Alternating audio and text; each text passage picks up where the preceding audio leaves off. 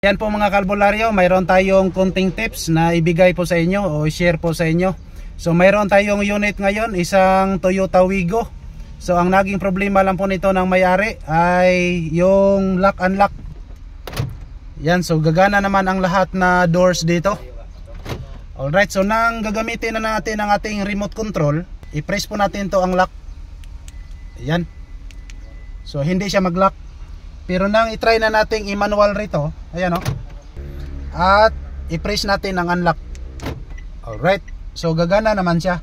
Pero nang ibalik na nating i-lock, ayan o, so ayaw. Ibalik natin, naka-lock position yan, i-unlock natin, gagana siya. At nang i-lock natin ulit, ayaw na. Pag makaranas po kayo ng ganitong issue, puntahan natin yung HOD. Ayan, so kita naman natin ngayon ay naka-close position yung HOD rito. Okay, ablihe.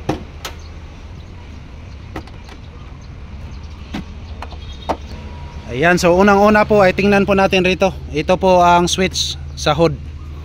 At pag sakaling hindi to siya mag-close, ganyan, so ibig sabihin ay hindi talaga mag-lock ang ating remote control. So ngayon, para malaman natin, i-try natin tong i-press at tingnan natin doon sa loob kung mag-lock ba ang lahat na pinto using the remote control. Okay, press. Alright, so tingnan natin rito.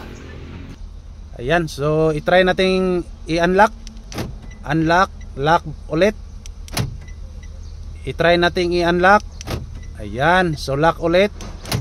Alright, so kita natin ngayon mga kalbularyo ay gumagalaw na ang lahat na pinto rito, yung lock position at unlock position. Ibalik natin, unlock,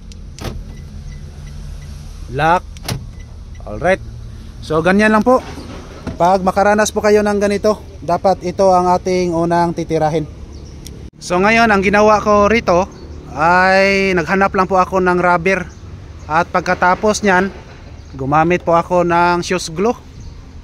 So ito po ang tinatawag nating pinagbabawal na technique. So i-try mong isara, Libon James.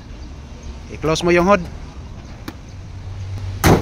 Alright, so ngayon tingnan natin. Okay, lock position. Ayan o, so kita nyo ngayon ay gumagalaw na. Unlock. Alright, so problem solved.